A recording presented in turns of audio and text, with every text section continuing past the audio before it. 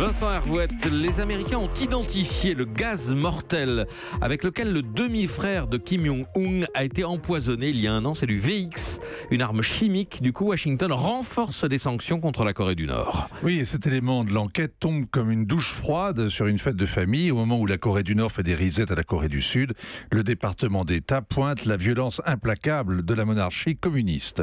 Cette famille régnante est une secte. La sœur, Kim Yo-jong, est parfaite en relations publiques, ambassadrice de charme au JO, première dame impeccable pour recevoir à dîner samedi dernier les Sud-Coréens. Un cœur à prendre avec le charme vénéneux des filles de tyrans. C'est d'ailleurs une possible héritière, car on s'interroge, comme toujours, sur la santé du grand leader qui a doublé de volume depuis qu'il est au pouvoir, depuis 5 ans.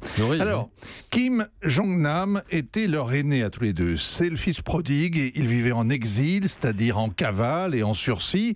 Le renégat avait écrit d'ailleurs à Kim Jong-un quand il est monté sur le trône pour faire allégeance et le supplier de l'épargner. Mais des tueurs ont organisé son élimination. Alors avec une mort bien voyante, la terreur doit être éloquente. 2 filles ont été recrutées, elles croyaient participer à un jeu télévisé.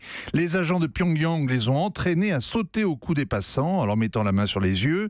Le jour dit, on leur a désigné un voyageur dans la foule à l'aéroport et les caméras montrent le coucou c'est nous fatal, l'air ahuri du condamné. Il se plaint à la sécurité, il entre en agonie en errant dans les dédales de l'aéroport de Kuala Lumpur, mort d'un traître sur les écrans de la vidéo interne. Les filles ont été retrouvées, des lampistes, elles ne savaient rien, mission accomplie. Alors un an après, pourquoi le département d'État renonce-t-il l'affaire ? Parce que le poison était du sarin, du VX, un gaz neurotoxique à usage militaire. Les Américains en ont la preuve depuis 10 jours. L'utilisation d'une arme de destruction massive entraîne illico de nouvelles sanctions américaines. Elles sont automatiques. Oui, elles sont symboliques. Les dernières, adoptées par l'ONU à Noël, sont aussi strictes que possible. C'est pas tellement la peine de rehausser les sanctions. Mais ça montre combien l'administration américaine est sur ses gardes. Donald Trump a dit banco devant la main tendue de Pyongyang. Kim Jong-un lui a envoyé un messager. Il est en route, il arrive aujourd'hui. On ne sait rien du message. Le président dit que le monde attend et que l'Amérique ira jusqu'au bout. Il y a 20 ans, Bill Clinton promettait une guerre. Il y a 1 an et demi, Barack Obama redoutait d'avoir à prendre la décision fatale. Désormais, c'est le dilemme de Donald Trump. Il ne laissera pas pourrir la situation. La pression va continuer sur Pyongyang.